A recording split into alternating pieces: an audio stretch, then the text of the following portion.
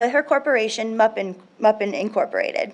She just created So Much Cosplay, a new division of her company focusing on sewing and cosplayers with a product line that is sold in independent sewing stores. She is an award-winning art quilter who speaks and teaches around the country with an extensive line of tools, patterns, and products. Thank you and enjoy. All right, so I am very excited to be here with these amazing rock stars. I'm a law professor. I am a full professor, and when the dean asked me what I wanted to do for my next project, I said quilting and copyright, which he just laughed and said, okay. And it's turned into this ridiculously huge, amazing journey. And these people are the best of the best. And there's other people listening and watching. You guys are great too. But I'm so excited to have you all here. We're live streaming this to the quilting industry and the quilting crowds out there. So what I thought today is I was going to help you on my journey, sort of what I learned this year, and talk with them and sort of understand. I thought quilting was just fabric and, you know, a person sewing in their room, and that's just not what it is. It's like so much more than that. And so I really do think it's entertainment dollars. I think it's sport. I think it's cool. And so we're going to talk. So I thought what we start with is Celie. Celie is amazing. She's beyond brilliant. And she told me really early on in this project, I said, why did you quilt? And you said, do you remember what you said when I asked you, why do you quilt? No, but why shouldn't I? Yeah, you said to me, why do I breathe? Yeah. Right? I've been quilting since a teenager, and I didn't really. And okay, I'm 73 now. I'll admit to that. I'll admit to 73. And when I started quilting, naturally it was from people in the neighborhood, but the people in my neighborhood did a lot of more crocheting, and they worked in the garment district. They worked at Haspel's, Rex, Wembley ties. So I grew up with the ladies who did Ben's clothing and factory working. So all I knew how to do was hem, because I was allowed to hem. You know, we need these follow the hem. And so my hemming went from saving the pieces from that you cut off, and I'm crazy about men's tie wear, before it was ever popular, because that's what we had to work with. And so a lot of things I did at that time were, no, I don't care about if my points don't meet, I embellish. Okay, I am from New Orleans. I love New Orleans. I was privileged 2 years ago to put together the Mardi Gras Indian Queens, all beaded a square, and it's called Queen's Rules, and they gave me all those squares to put together for them. So I get a chance to work in the quilter world, in the Mardi Gras Indian world. I get to really participate in the culture of New Orleans. So a lot of my quilting has a lot of embellishing and crazy colors, because I'm one of those people who think purple, green, and gold is just, terrific. I mean, why wouldn't you wear purple, green, and gold? Also, like everybody else here, I know a fabric-holic. As you see, I'm wearing all of my scraps are in a box, and I put them together, but I use them.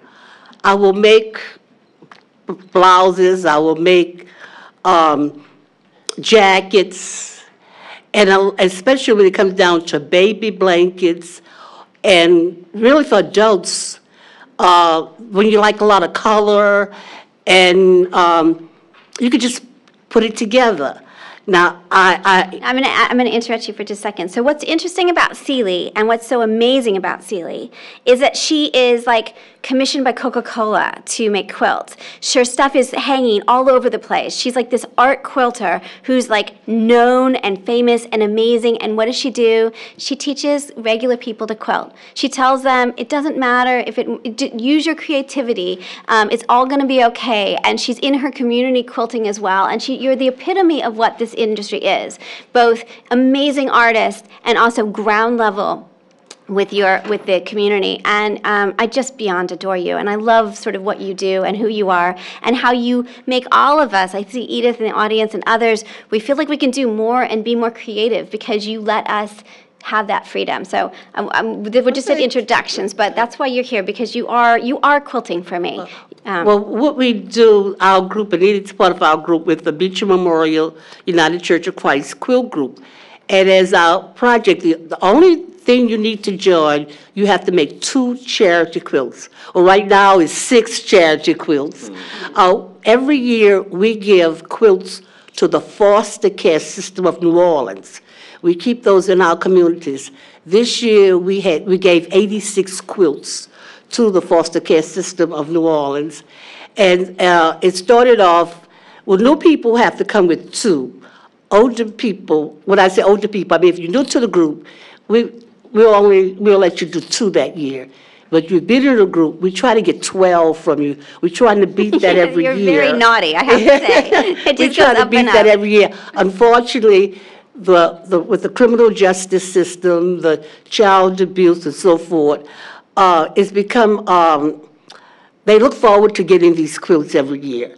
And we don't know who they go to, but I was privileged one year for a lady to say, "Are you all the ladies who do the quilts?" I said, "Yes." She said, "These are my foster kids, and they love their quilts." So amazing. So once they did that, I keep upping the goal. So we do work in the state. I've been, can I tell this story? Yeah, well, yes, sure. Okay, I was in a show in, you'll have to stop me, you know that. Okay. I was in a show in, it was the the Marquis de Lafitte show, and he went to France. And coming back to New Orleans, the DAR, the Daughters of American Revolution, picked up that show. Well, they took 11 out of 21, they took 11 of my quilts to put in that show. So we went to the DAR, my daughter and I were able to go, and we went for the opening. And I said, "Marion Anderson, I got it for you." I don't know if y'all know that story. Marion Anderson, the DAR refused to let Marion Anderson, who was a black opera singer, to perform. And so she performed at the Inauguration. right, and so she performed on the steps of Lincoln Memorial. So the DAR owned the building where the performances could take place. So that was my, really nice. I got you. I have to say that, Scott, you probably don't know this, but you've been very generous. I mean, you know this part. You've been extraordinarily generous to our project, and we thank you at the law school for your donations. But part of that fabric that you've been donating is going to Sealy and to the foster kids. So we really, really appreciate it. I thought what we turn to is Mary. So Mary, help us understand the context of what Sealy's saying. So Mary, so you guys don't know, so Mary's super famous. She's like royalty. She's like quilting royalty. And she's also Quilt Flow Magazine, which did a story on us early on last year, and so that's how we got to know Mary about Louisiana and all that. So help us understand, what is this thing that we're talking about, and help us understand what the quilt industry is. Well, before I get to the industry, I just want to sort of reframe quilting for probably everyone in this room. So I'm interested in lots of things. I'm interested in big questions in life in general. I'm interested in reading about economics and about what is art, and like business. I'm interested in all these things. And quilts are my angle. Quilts are my angle for all of this, right? So the quilt in America occupies a very interesting position and can be your sort of entree into a lot of the big questions. So the quilt is something I call a priceless, worthless object. To the people who make them and the people who love them, you can't put a price on these things. But in the marketplace, they're for pennies. You can hardly sell them. So the quilt occupies that position in economics. It's very interesting to explore. Also the question, what is art? The quilt is a very short distance from this question. Is a quilt art or craft? Why does the hierarchy exist? What's the difference between the two? Certainly in business, it's an interesting object to consider. The quilt industry is valued at $3.5 billion, $4 billion a year. There are 18 to 20 million quilters in America, and these are dedicated quilters who spend a lot of money on their totally hobby. Me. Yeah, exactly. And Sealy, these are people who are buying the fabric that Scott's producing. So there's a lot of things about quilts that people don't consider, and you don't have to. But I'm the big quilt nerd, and I do. So it's a good thing that I do. But so quilts are American object, you know. They're to America as the kimono is to Japan. So this is a very important, big thing in my life and in the life of the people on this panel. So yeah, in terms of the industry, what, Well, I was, help us understand what this is, because people don't really understand. I mean, the super short story is the the contemporary story. Like, help us understand what that is. In 1976, the bicentennial happened, and there was a resurgence of interest in quilting in the popular culture beyond the quilters who were just doing it in their homes. People all over the country wanted to make a quilt, and so the quilt entered into popular culture in a big way. And ever since, it's been here. It's been growing into these numbers we talk about. So most people ask me when I am talking to someone on a plane, and I mention I'm in the quilt industry. They usually say, "Oh, how much do you sell your quilts for?" And I tell them I've never sold a quilt in my life. And then they say, "Oh, my grandmother used to knit." Also, it's not the same, but I let it go. So I've never sold a quilt. It's about the gear. We like our gear. We like our fabric and our sewing machines and our retreats and all our classes and things. So it's the stuff that support, the industry is made by the stuff that supports it, and of course the people who are getting the stuff. But that's part of the huge conferences in Houston, just enormous. And of course the publishing industry as well, which is changing quite a bit. I make a magazine that has no ads. It's 180 pages, 4 times a year it comes out, and it has no ads. People are very tired of the old model, so things are continually changing. Quilting is not something that only older folks do. There's a lot of people who make quilts, and I like to flip the script a little bit. Okay, so Scott, help us understand the industry side. So you're awesome, beyond awesome. We've been to your warehouse. You've helped us understand these things. We've had these conversations. Tell us a little bit about the fabric, the industry side of it, and a little bit about what your thoughts are about what we should know, like our law school, what we should know about what you do. Well, first off, it was funny when Mary said, "How much do you sell the quilts for?" When I live in New York, and New York is like the anomaly of the fabric world, because I'll say to someone, someone will say to me, "What do you do, Scott?" And I said, "I sell fabric." And they say, "Oh, you make bedding?" I say, "No, I sell fabric." "Oh, you sell clothing?" And I say, "No, I sell fabric for home." And then I say, I give up. But it's just funny that the New Yorkers, that they just don't get quilting as a hobby, but everywhere else in the world that they pretty much get it, that it's a craft. Yeah. And there are quilt shops in New York. There's one right across the street. But it was just always interesting that they never just get the quilting. They don't get it at all. And just before you begin, so the fabric here is Scott from Scott's Free Spirit Company. Tula Pink is a rock star. That's one of her kits that we did. And then there was one that I made that's like using the fabric. So a lot of all the bolts are his. So that's to sort of give you a sense of sort of what this fabric looks like. It's all kinds of things: hip, cool, interesting, flowers, everything. It spans a lot. So tell us about the industry. Do you want to know legal things, or you want me to just speak in general? Tell us a little bit about what it is and a little bit the legal stuff. How about that?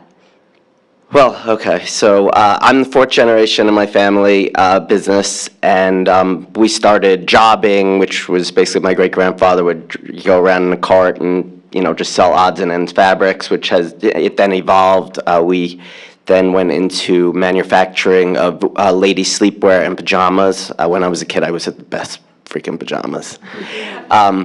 So then it turned, somewhere along the way, my dad either was lucky or had the foresight. He got into what we call now quilt shops only. So there is kind of like that dual situation where you have the chains on one side and quilt shops on the other. The quilt shops really just want to compete with quilt shops on the same items and with the chains in general. To me, it's very interesting. It's a little nerve-wracking for me on the industry because, although Mary said the numbers are 18 to 20 million, I had heard the numbers were more in the 10 to 15 million, whatever. Either way, it is what it is. People are quilting, and there are millions of them quilting. But I just don't know what the future will bring. Digital is becoming more important now, although it really hasn't gained as much traction as maybe people thought it would have.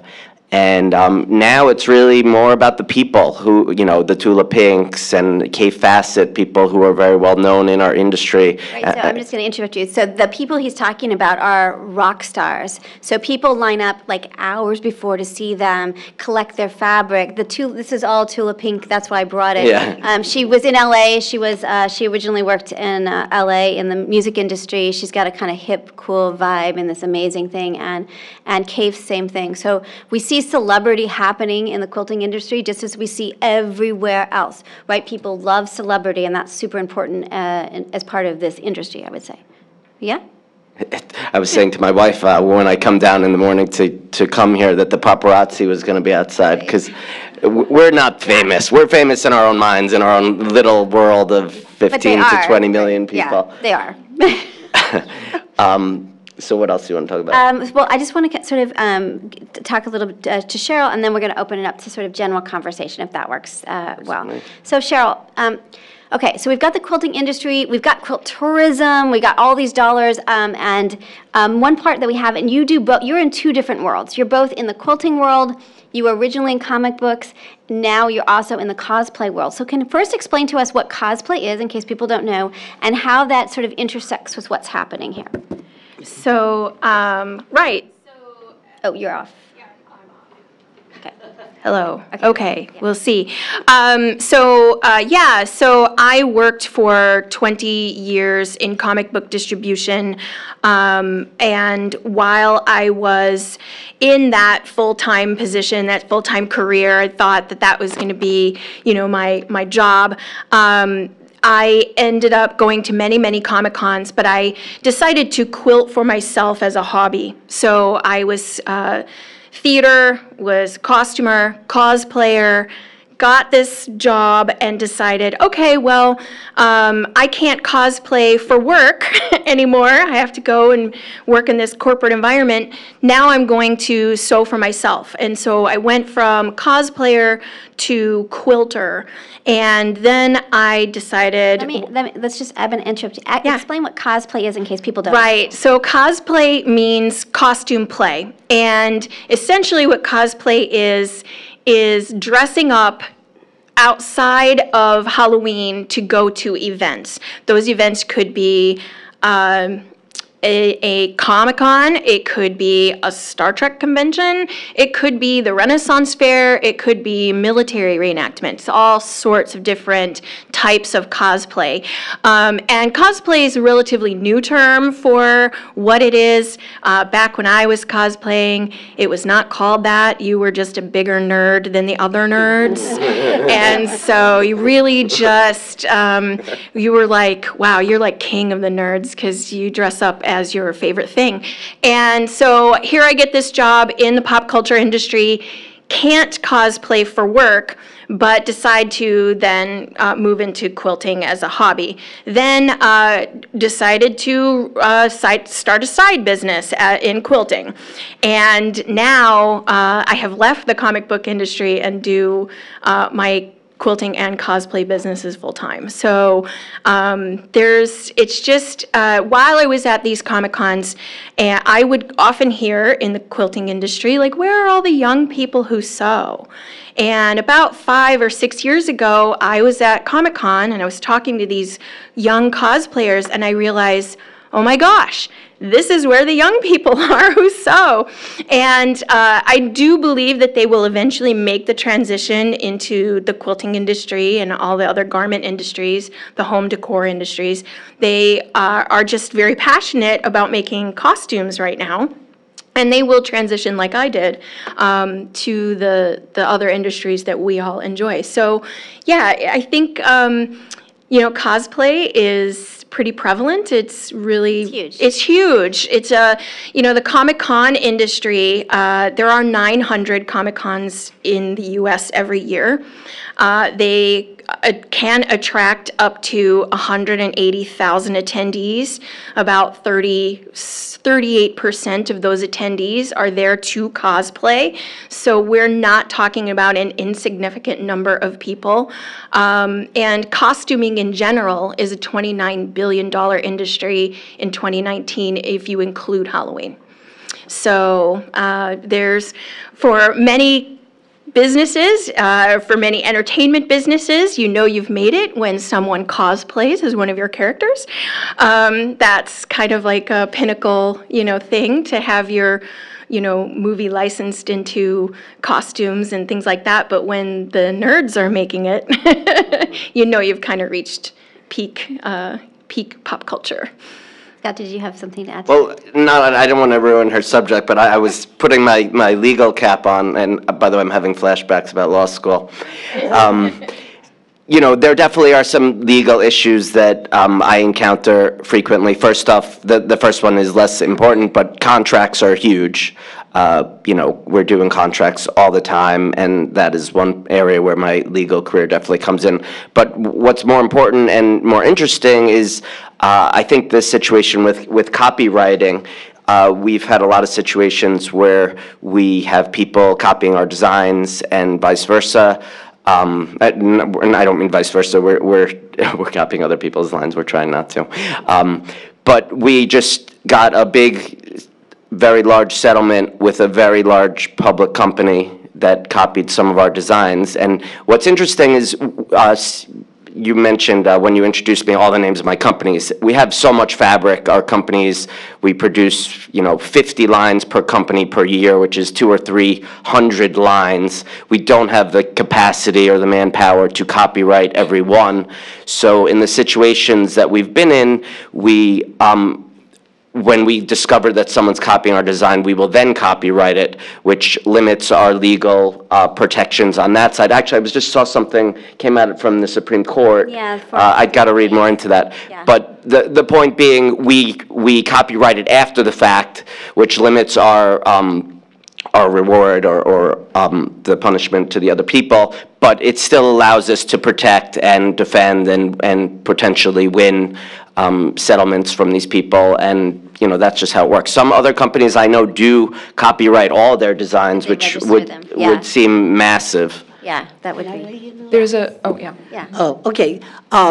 Right now, I have a quilted wall hanging. It's called Sing Mahalia. But the song His Eye is on the Sparrow is copyrighted, so I could not use the actual music notes. So what I did, I just created notes. Right. So there is no really music, unless somebody, because I don't even know what the notes are. But you have to be real careful, even when we're doing things locally, which you think may not ever be shown, that you watch those copyrights. The picture I used, it was out of copyright. I found, make sure of that. And if you want to see it, at the Jazz and Heritage Foundation Museum on Rampart Street, it's hanging out. But I had to be careful of how I did that with the copyrights, just for a few notes. So we see, I think- hold, yeah, oh, hold yeah. on, just, Okay, I'm just yeah. saying, so what we're doing with our project here is that we see that quilters don't have resources for copyright. So, and it turns out they have all kinds of issues. Either it's that they want to put stuff in their work, like Sealy, or they want to start a little business, or they want to make patterns of the Daleks, or something else. Like there's a whole thing that they do. And so what the students and I have been doing for the last 2 years, and will continue to do it, is create resources and first understand the problems, and then understand the resources. Because I say to Sealy, I think a lot of what she's doing is fair use, and it's okay, and it's personal use, and there's all kinds of things that she can use, but they don't, there's just a lack of information for them. And so that's what we are doing at the law school, is to help with that information and get it out, but not just in a general kind of, we're going deep, we're trying to understand this.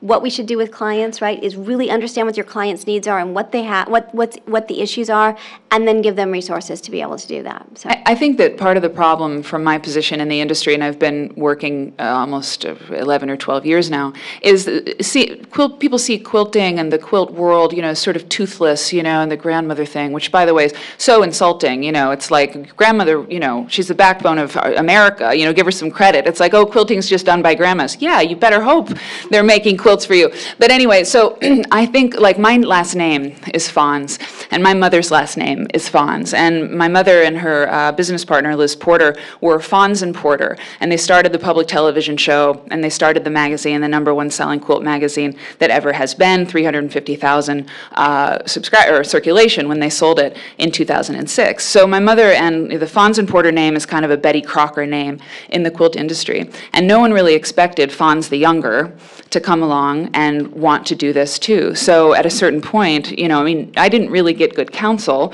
on this whole I have the same last name as my mother thing. That's naive, sure, but I think the understanding of the quilt industry, or the people who want to enter into it, it seems a little warm and fuzzy, you know. So it's like, but there, you know, there's brutality out there, and there's, you know, there's people who, there's very legal, you know, there's legal concerns that have to be. I mean, yeah, exactly. You know. Yeah. So you weren't able to use your name for a while? No, I wasn't, and I had a non-compete, and it was a real nightmare. So for the 2-year tail on my non-compete, I just went to grad school, waited it out. But yeah, things like that were really shocking to me, and it, you know, not everyone has your best interests in mind. They're running businesses, billion-dollar industry. You know, it's not playtime. And Cheryl and I have been working together. She does a lot of counseling on these young businesses of how to sort of understand social media and all these other things. And so we're working with her to help with the legal piece so that they get that part as well. Okay, so I want to turn to the title of our we're doing great on time. I want to turn to, so I called it Material Culture. So first I want to know I think I know what material culture is, but it's kind of a play on words, right? So material culture, fabric, quilting, and cosplay as entertainment and its own kind of sport. So first of all, I'm curious if any of you, I do see it as entertainment dollars. I'm curious what you're thinking about that. And I also do see it as sport. Now, granted, I'm not a sporty person, so maybe that's why I think it's sport. But I do think that there is some sort of sport aspects to it. And so we're all competing for those same dollars, right? So we might go to a Saints game, or we might go on a quilt retreat, but it's our fun time. So everything today we're going to see is people's fun time. And then we're getting to see the underside of the fun time. And so I wanted to sort of talk about that, about what your thoughts are about that as entertainment, as sport, as being someone's hobby, the business that is a hobby. So I don't know who wants to start, but maybe, yeah. Yeah. When we're talking about fun time and the resources, I come from a limited background of resources. A lot of the people I work with have a limited background of resources. So it's very important where we spend what we have. Now, and we've also found out about quality versus quantity. So most of the people have less than $1,600 a month that, you know, and I'll be honest, in my group. So if you're a quilter and we got to make $16 stretch for everything, I'm going to be very careful of where I spend that. I'm looking for a good quality fabric for what I can afford, then the band, and then the thread. And then it comes to how many rotary cutters can I have? Can I afford that mat, or could I afford that ruler? So it becomes a really challenging thing to try to stretch that money, because once you quilt, you know you're hooked for life, okay? And so we're trying to just stretch that money in every place. Thanks for some donations, you know, get. But, and even though it seems like our little bit counts too in that marketplace, because, you know, you're jockeying for our dollars, and we're looking for the best for our dollars. So we want to see some things where we're not limited into what we have because we have low resources. Yeah. Am I making sense? Yes. Yeah. You are. You're wonderful. You know, I often say that our jobs are other people's hobbies. And for those of us in the business, we have to understand that, you know, we have to take it seriously because it's our business, but our business is someone else's leisure time and someone else's relaxation. And I do understand that that is a competition between, big media. They can choose to go for big media.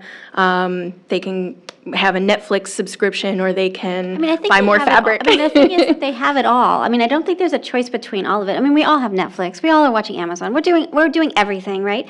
But those dollars, like the quilters and cosplayers, spend a lot of time and a lot of money doing what they're doing. It's part of it is as important to them as anything else. So yeah. I think the correlation between craft, if you will, and sport is that, sports fans who are really diehards, this is part of their identity. They are a Packers fan. I am a Packers fan, therefore I am, But the difference between what we're doing here and the sports folks is we're creating something, right? So it is our identity as well. I am a quilter. I've been a quilter for life. I will be a quilter until I die.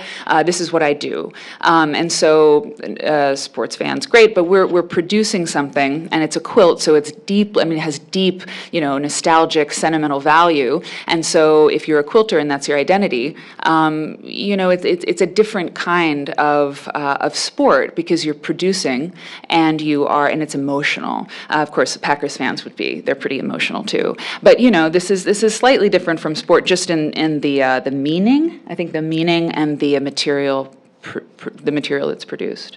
Yeah. Scott, I'm curious what you're thinking. So when I look at my Facebook page, I see that 70% of the people are 55 and over. And then when you add in 45 and over, it's like 83%. And mind you, of that whole number, only 3% is men. So let's just look at it like that. So let's isolate those people, 45 or 55 and up, who are women. They have their funds, whatever it is. These people, I think their money is pretty protected. We're not competing with them for sports and other things like that. When we want to try to get into the 45 and under, then we're competing with video games and sports and other things. I think these people are very set in their ways, and I'm speaking of the 45 and overs. And a lot of times I get comments which make me laugh, like, I could buy as much fabric as I want because my husband has 3 Harleys. So that's kind of like right. the dichotomy, I guess. It's, against the husband, but again, I'm just talking about those 45 or 55 and over, and the challenge and concern to me is where are we going to get, what's going to happen, as all these, as my 70% is 65 and 75 and up and dwindling. That is the bigger concern. So I think those people who have been doing it for so long are pretty set. They have their money. If they come into some money, they're probably using it on fabric. And whatever they have competing has been competing with their quilting dollars always. So that's how I feel. The bigger concern is just getting the younger people, which is a problem that my kids will have to worry about, I guess. Cosplay. Have you ever been into a quilt shop when a sale was going on? That's tackling time. So Cheryl, what do you think about all this? How do we understand, why are we here? We're here to sort of help educate and be part of this day, and so where do we fit within this day? How do we understand sort of who we are, why we're here? And that's a big question, but we'll start with you on that. Yeah, put it all on me. Totally. I think that, again, from my cosplay background and the cosplay perspective, I see young people all the time who are super as passionate as our 45 and 55-year-old quilters who are, making that same choice to be as passionate as a quilter is, but making costumes instead. Mm-hmm. And I do believe that young base of sewist is out there. I believe that they're just not making what we're thinking that they're making, where we, of course, are in the quilting industry, want them to make quilts. We want them to buy quilt fabric. We want them to buy the sewing machines and all of those things. They are buying some of that. And I do believe that as they, grow into their fuller and mature lives, that they do look at these other types of hobbies as something to grow into. And I think a reason to be here too is that, so much of our identity, I mentioned identity, is wrapped up in what we make. And so when your identity is for sale, or you're licensing your identity or your name or whatnot, your likeness, putting your likeness on a tool or a fabric line or something like that. People are so excited to do what they love, they don't make these considerations and they don't seek out legal counsel and they don't understand what they're getting into. You can sign a non-compete, this is very bad. So some of that warm fuzziness about the quilt industry, especially as more people do this, because when you post your quilt on Instagram or you bring a quilt to a baby shower, like you win the baby shower. Like if you bring a quilt, and so it's getting Instagrammed and it's getting put everywhere. And so because of the nature of the industry and its changes over the past 10 years, you can make something that's really cool that sort of trends, and all of a sudden you want to start producing it, or you want to start selling the pattern or something. And the entry level, the barrier to entry is nothing, right? You can just start doing that, and you start doing it, and you find yourself signing a contract with a company that really doesn't care about you, and they'll find the next Instagrammer quickly and hire them or take them on with a royalty rate that's just shameful, right? So without having some basis of legal counsel or having a resource to go to, this will just keep happening, this mill of all this, and it cheapens the whole thing, because suddenly we're devalued in the work that we do and we feel bad about it, and then we don't do bigger things. So I think, I was thrilled to come here, and I'm always interested to talk to you, Elizabeth, because the intersection between law and what I do is it's pretty interesting, and it's underexplored. On the cosplay front, we are making costumes out of characters that are intellectual property that don't belong to us. And so there's a fine line between we're going to make a costume and it's from a famous movie or a famous film or a television show or whatever, and then someone says, oh, you're very good at that, will you make me a costume? And now they're in the business of making costumes, and so it's like, well, that intellectual property belongs to somebody else. So now I don't think cosplay really has that understanding of when it's okay and when it's not okay, and there's just so much involved with everyone who wants to make their costumes so accurate, so they're scouring the internet for pictures and details and the back of the costume, because somehow we never have to see what the back looks like. And so there's all this, these resources being put into like how to make this very screen accurate and amazing outfit, but then it's for personal use for the most part. And people always ask me, when are you going to make cosplay patterns? And, it's like, well, first of all, there would be major licensing involved in trying to make a Batman or a Catwoman outfit. Then I'd have to decide how popular is that character and what would my sales potential be, and can that outweigh the licensing costs I would have for that intellectual property. So there is so much going on with that. Well, I look out in the audience and I see friends and I see people. So I have this ridiculous, podcast called Just Want to Quilt, because I really just wanted to quilt. But I wanted to talk to people. These people all have been on the show. We've had 300 interviews.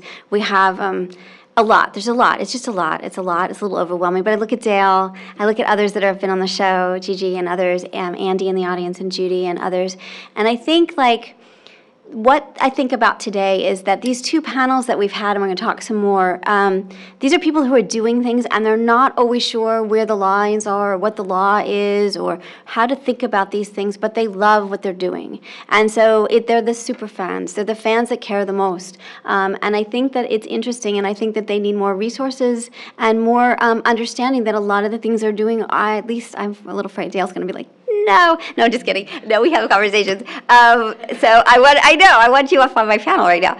Out. No. Dale is an attorney in LA, and she's one of the smartest people I know on copyright ever. But we have these conversations, and I think she's helped me understand that these concepts of personal use, you're not selling it, right? It's the thing that you want to make and you love it. That's an okay thing to do.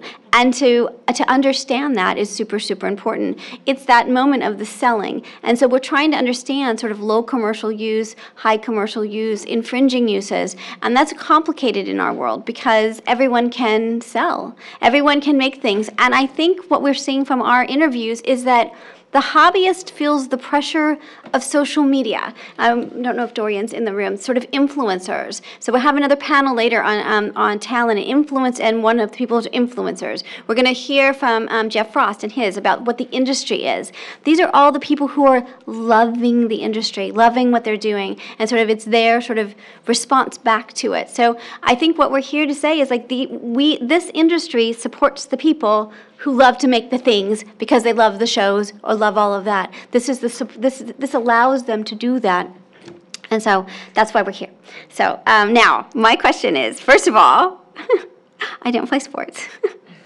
But I do think it's a sport. First of all, you don't know, it is very physical. You have to make stuff and do stuff and up and down and stuff. This is how, fabric bolts. right, it is a lot. It is a Cut and lot. slicing. Cut and slicing and do all of that. So physical. But I think there is some sort of sport to it. There's some sort of like, it's a big industry. It is not just going getting fabric. We go on adventure, there's shows, and this is the economy. And I think in some way, because again, it fits in this bigger project of the role of law and creativity that we've done video games, and we've looked at content industry, and we look at artists, that this is all the same stuff. It's just a microcosm of the world. And so I'm curious about the sport part, like the dollars being spent on tourism and other things, and the celebrity aspect of it. So I'm curious about that part because it's happening everywhere, and it's happening with this stuff too. Yeah, I mean, people have their favorites, they have their tribe. There's all kinds of different factions within the quilt industry. There's the modern quilters who are like the cool kids, too cool for school. They're making quilts that look like Joseph Albers paintings, they're just very minimalist. And then you have the art quilters and all this. So you sort of pick your group, and you do your stuff, and you have your favorites, and you go to all their classes. I mean, you can hardly get into some of the classes at QuiltCon, which is the big modern quilt show. Once, Tula's teaching, or some of these big celebrities, you can't get in. They sell out within minutes. And so that sort of excitement is very true, and it is physical, and you can hurt yourself. Blood, sweat, and tears. I mean, burn yourself with the iron, stick your finger with a pin. I mean, cry because your project failed. I'm telling you, it's high drama. Quilting is high drama. So yeah, there's that too, the agony and the ecstasy of sports and quilting. The fun and not so fun part is that quilt group with the competition of, okay, you got all of your lines straight. You don't have any of your lines straight. I think I picked better colors than you. I think my fabric looks better. There's competition there. There is competition there. And like I was saying earlier, don't be in the quilt store when there's a sale going on. That's physical contact. Exactly. At the quilt market, we have a thing called sample spree, which is the night before the market opens, and it allows the And just to explain what quilt market is. Okay, so twice a year in May and October, we have our big quilt market where the companies like myself, we show up, and we have several booths, and our booths are near a Tula Pink or K Facet or whoever our designers are, and then the shop owners from around the U.S. and the world come to buy our fabrics. Really, unfortunately, the quilt market has been dwindling in attendance, and really the most important thing for me and my companies is to see our international distributors. I know that my reps will see all the shops, but people like to go, they like to get inspiration. But going back to what I was saying was the night before the market starts, there's an event where the companies sell samples so the shops can make a quilt or something before the line comes in to help sell it. They call it trample spree because everyone comes in and they run in right towards Moda. Moda is probably, I hate to say, one of the leaders in our industry, which unfortunately isn't my company, but maybe one day. There were, just going back to the sport of it, I still think the people who were in the age brackets that I was talking about do have that pie of money or that they save to do all these things, whether it's a retreat, going to Missouri Star in Missouri, what have you. What we see with the younger people is interesting, as opposed to the older quilters, is the older quilters buy a lot of fabric and they just have their stash. This is like the industry joke about whose stash is the biggest. And the younger people we're finding are just buying what they need for that project, which, you know, is not good for me. On the cosplay front, you know, there are international competitions for cosplay, but just on a personal level for each cosplayer, going to a Comic-Con and having someone recognize that you are the character that you set out to be, so that it looks appropriate, so you get that like, hey, I know what you are, that's really cool. That is that personal satisfaction that that cosplayer has, that they accomplish their goal. And there's an internal like competition of, you know, did someone take my photograph? Did someone ask me to pose with them? Those are, I think, like almost personal competitions and goals for themselves. Like, do they hit those things? Did I accomplish what I came here to do? And now I'm going to go back to the Comic-Con tomorrow in a different outfit and do it all over again. That's, you know, the almost like the personal accomplishment for them. And I think that's true in quilting too. You know, when you go to your quilt guild and you hold up show and tell, did everyone ooh and ah, you know, and that's the personal side of that sport. Like, you know, you accomplished what you came here to do. You made a quilt. Yeah, just one other thing. I think also in terms of just, you know, entertainment and sports industries and people not maybe considering this world, this ecosystem of quilting and so forth. There's on the docket today, I think, television content, new directions in television content. I think like sports and entertainment, the tie-in, you know, there's so many tie-ins to different things. And I think the new television content, you know, the new directions for it, I mean, quilters love their stuff, right? So I'm working on a documentary about the history of quilting in America, 10-part series for a major streaming network. I mean, I'm not sure why, like if it's on Amazon, like why should you not click on you click on your screen a quilt that you see on this documentary, you love it, it's from the Civil War era, whatever, you should be able to click on the screen and buy the pattern. You love the quilt, you want to buy the pattern to make the quilt. I think this should be possible. Right. And so it's like the e-commerce side of quilting is so huge, but then for me to affect the popular culture is very important, because as long as if this, you know, documentary project or whatnot stays inside the quilt bubble, only quilters will watch it if it's on PBS or something. But to affect the larger culture, catches all we call the drive-bys. So if you want more people buying fabric, you have to have more people who want to make quilts. Well, you know, if you're binging a show on Netflix and texting someone, I can't believe I'm watching a show about quilting, OMG, you know, I can't believe this, I love it. You know, that's the kind of way to grow the industry. It's not just to find the quilters who have nieces who want to make quilts. It's to find the people who are on their couch, you know, eating Pringles or whatever, you know, watching Netflix. And so yeah, so the tie-ins and things, you know, this is part of the sport too, the licensing for all of that kind of thing. So I think that's very interesting.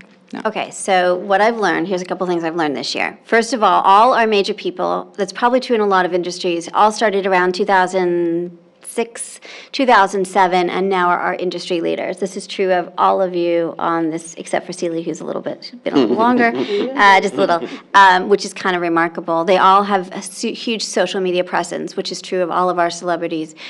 We see things like Missouri Star, which has shows, but then does have the tie-in to all the things that are on the little show. So we see social media as a huge, huge component of it. We see groups on Facebook that are 70,000 people and 50,000 people, these groups of people, and they really believe, they're really part of these groups. We also see that quilting is now what you see, like regular quilters quilting, like me. They all look like me. No, they look like Celia. They look like us, just regular people. We also see people doing sort of aggressive charity quilting, like 120 quilts they've made in a year. But we also see the social justice side of it, and I think that's really important. So Sarah Trail of Social Justice Sewing Academy is doing incredible work where she's in Oakland, and she's taking kids, at-risk kids, and having them express in in quilting what they're experiencing. Now, that's great, but she's also involving the community, and these are showing in museums. These kids are doing their own work, like a big piece that is at a major museum, and they're kids that and they fly them there to see their piece.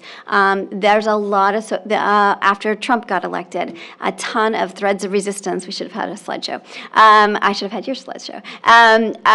Threads of resistance, incredible, the outpouring of people unhappy about the situation got into the quilts, and the art quilts were just incredible, and things that that are just really graphic and really interesting. Quilting is everything, and quilting is everywhere, and so it's just been an incredible journey. Okay, so a couple more things. So I just had to say that about sort of what it is. We interview famous people, like all of you people. They're very famous. It's kind of intimidating. They're very famous. We also interview regular people, and we see their stories are really amazing too. And at the end of these, we ask them if they have ever had any intellectual property issues, and almost all of them do. They either have this problems or they're worried about problems. They want to be good citizens, which I think goes back to our bigger industries. I think that we've seen the changes already occurring. People get that there are copyright issues. I would imagine I just want to have Dale on our panel. I would imagine that over a period of time, the general public gets copyright a little bit more. They get it. They're not. I mean, they can still be awful and mean and horrible, but there's more of a recognition of it. But there's still sort of this gap. So we're hoping to help fill that, not only in quilting, but in general, with the work that we do at the Copyright Research Lab. Okay. Yeah. Yeah. Earlier, when we had the filmmakers on, one of my quilts was in a movie production. When you walk up the steps, you saw the quilts. I think where the movie industry and that industry, I would like to see them have more quilts shown, in the industry. And I think that might be, Right. a help for everybly, because every now and then. Every movie should be required to have a quilt. Yeah, right. Every now and then, Very good. well, in this case, Stella Jones Garrett said, oh, they were looking for a quilt to hang on the wall. What do you have? Let me see Right. what you have. Well, it should be every once in a while. Well, we should get this through Congress, Right. Let's federalize it. It'll be good. All right, so two things. So I wanted to ask you one quick question I want to tell us a little bit more about Quilt Flow Magazine, because it is very similar to our project in the sense that you're trying to get the pulse of this, the state of the world right now. And then I want to spend our last maybe 10 minutes opening up to questions. So if you all have questions for our panel, we'll do that. One thing that's true about the quilt industry, Scott, I'm sure you would agree, Cheryl and Celie may be seeing it as well. What worked before is not working anymore. There are fabric companies that are, crumbling, and there are magazines. F&W Media, the company that purchased my mother's company in 2006, just declared bankruptcy. The way that the industry worked, and maybe it was because the numbers were a little more robust, maybe in the 90s and the early 2000s. Those people are aging. They're still doing their thing, but the industry the way it was, where it was just limitless, there were so many magazines, it was overwhelming. You had too many options, and the ads became the main feature of the magazines because they had to sell these magazines, and ads were in them. So I make Quilt Folk magazine, which is really like a book. It's quarterly. Very thick. Quilt Folk has no ads in it at all, and we're number one at Barnes & Noble, and we're number one in the quilt magazine game. It's $23 an issue, and we go state by state. That's the model for this magazine. We go to Louisiana for issue 7. This is Michigan, issue 8. And people are responding hugely, and this is Vermont here. Southern California is next up. And so we tell the stories of the people. We interview some famous people, some famous quilters, but also just folks quilters. Our photography is extraordinary. We have award-winning photographers going with us on the road. So it's a travel magazine. But people are responding to it because the nature of the industry and the way people have become a little bit more savvy about what they want to do, the aesthetics of the industry are changing, thank God, because there's a lot of really, I don't know, there's a lot of cat fabric out there, which is fine if you're into cats. Totally like cats. Yeah. Okay. Sorry. Oh God. It's a cat audience here, but I think it's true because younger people are quilting, and there's more interest in solid red fabric rather than like holly berry fabric for Christmas. Maybe you would disagree. Maybe you could probably tell me, but I think Quilt Folk is, a publication can really like the zeitgeist is often sort of set by the publication that's leading it. I think right? what's interesting about Quilt Folk magazine is that it's expanding who is a quilter and whose stories get told, and that's super important too. Well, people are not quilters. People are people.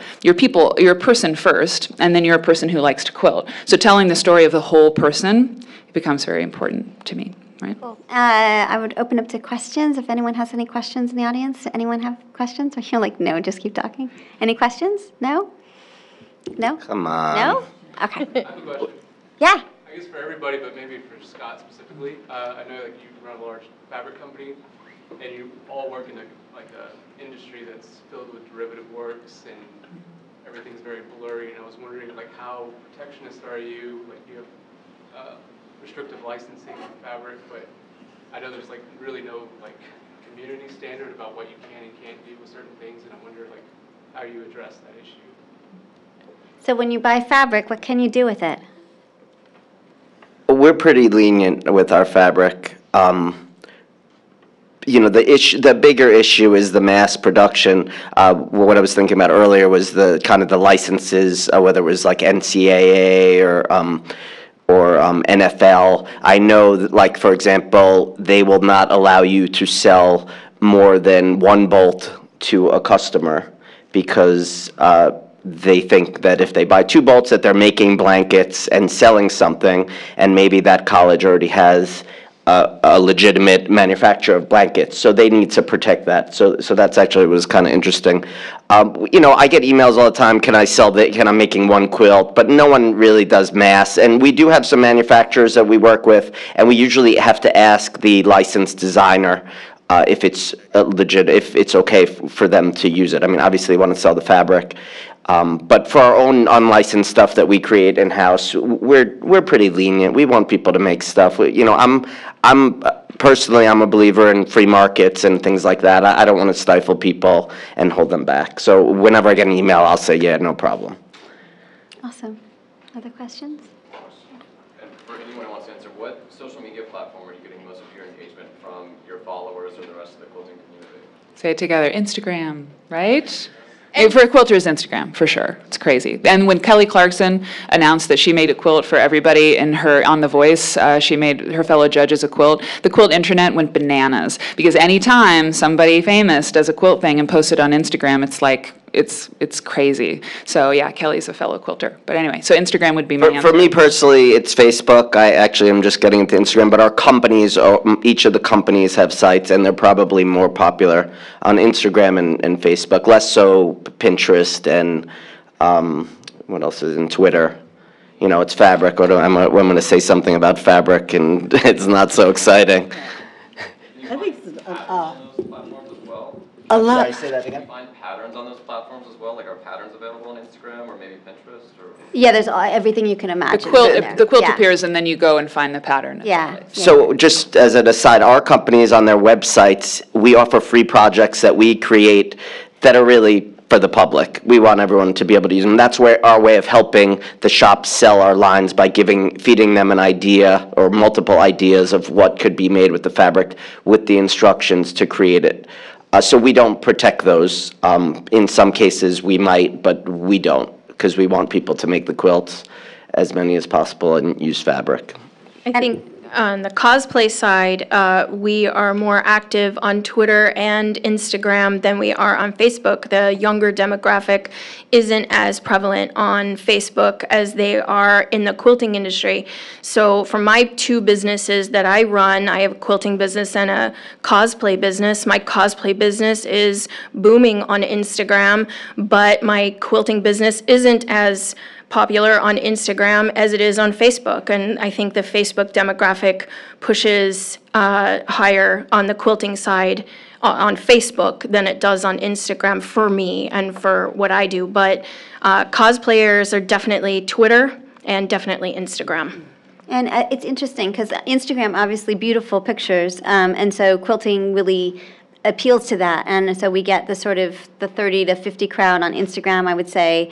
And then does anyone know how to do this, or anyone going to the show, or and we have a Facebook account. So it's bizarre. So we have a Facebook account. We've got 2,200 people we call the Quilting Army as part of the podcast, and so it's mostly women talking about all these things. So if as I'm writing my paper, which is hysterical, I'll be like, "How do you all feel about X?" And then I get 80 people commenting on whatever I'm writing at that very moment. So that's been really fun to see. But it's a very dynamic on Facebook. I think really is their space. And most of these people are quilting at weird times of the day and night. So you think about when is Facebook? Oh, it's after the kids are asleep, or on Saturday, right? So when they're quilting and it's their time to not have to do stuff for other people. So it's been really fast. That part of it, the social media side of it, the entrepreneurial side of this project has been really interesting to watch. So I would love to chat more with you, Dorian, about that. Yeah. Well, don't forget about word of mouth. Yeah. We Word are of because mouth, someone right. would call and said, Sally, let me tell you what I saw. And go look, okay, I think I want to get that. And I think, if you talk about my age group, we're not as computer illiterate until our grandchildren show us something, on but word of mouth still does a lot. So-and-so finds importance on creates, Yeah. Your mode is on, and then y'all show something new and or we haven't seen, and so we're ready to buy. That's right. We're ready to buy. And we were talking about what's going on with the quilting. There are so many new things going on in quilting, and I don't need anybody to validate me, but some of the stuff comes and says, oh, when I did that, it wasn't acceptable, and now it is. Now you can really feel free to do. Right now, I'm quilting with plastic grocery bags. I have to tell you about that. But now you're allowed. You were always allowed to do what you want, but it was unacceptable. Now I can do some of that, and when I take it to I'll never win a quilt show, but I take it to an art gallery, somebody said, oh my God, I never thought about that, and it's acceptable. But a lot of things, and not to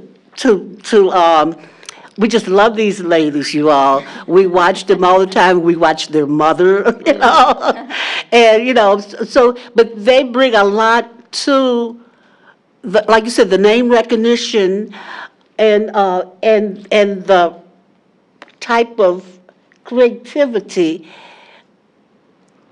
It's starting to get, like you say, younger people to feel like I don't have to be constricted to all these rules. And I can post about it. Yeah. All right. I have a cultural question along those lines, is that we're starting to see an industry shift, and a lot of it has to do with generation and a gap, and then another generation, and quilt shops.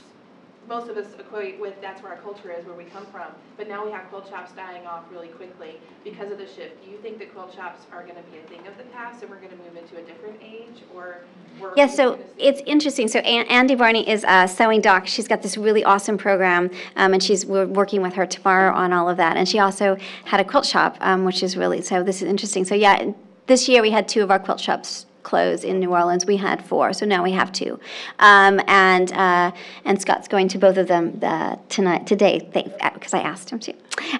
But this is a question. The shops are like the comic book industry. They're all individually owned still. And yeah. That really, I see a lot of similarities between the comic book industry and the quilting industry.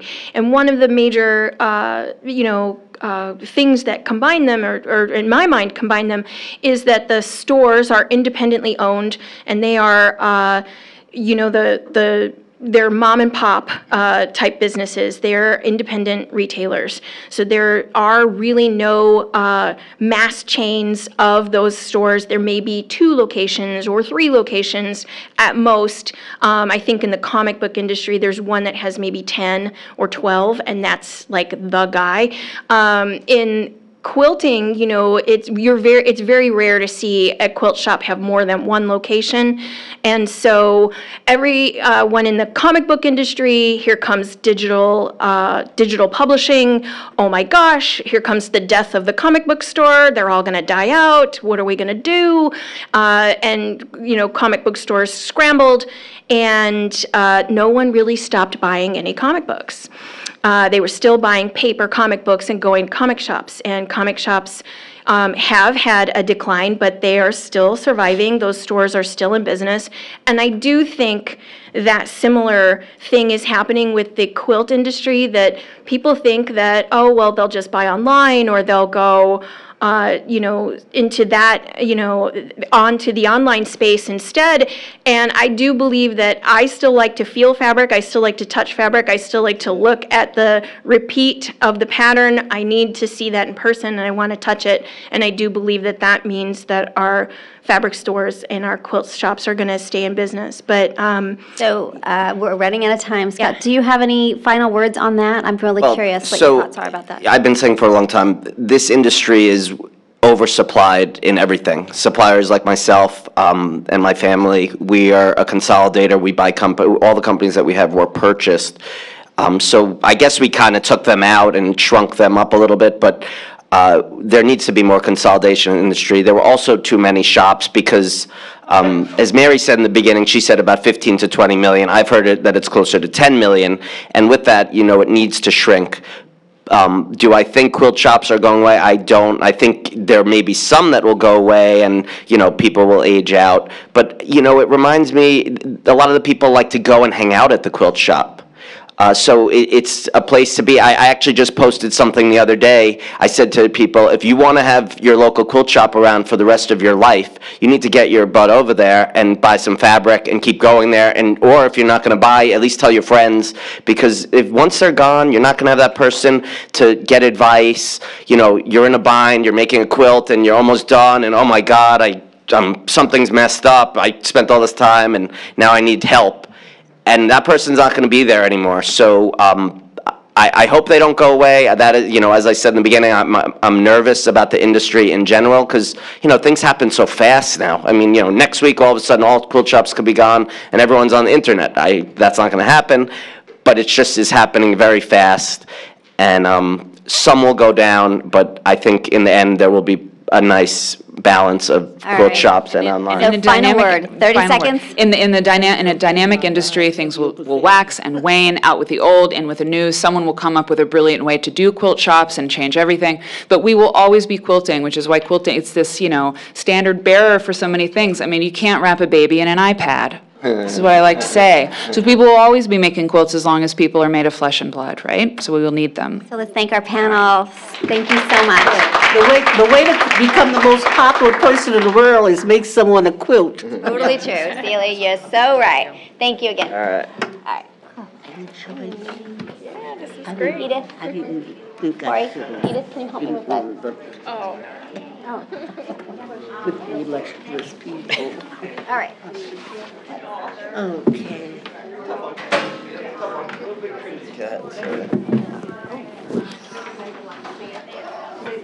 I'm blocking you.